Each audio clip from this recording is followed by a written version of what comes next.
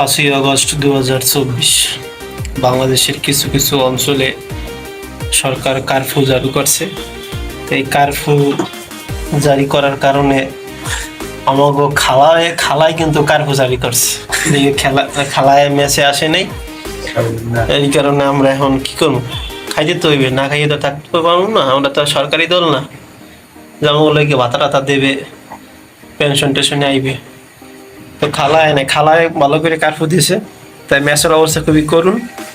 এই কারণে আমরা কিছু রান্না বাড়া শুরু করছি। এই দেখাইতেছি আমি এখন।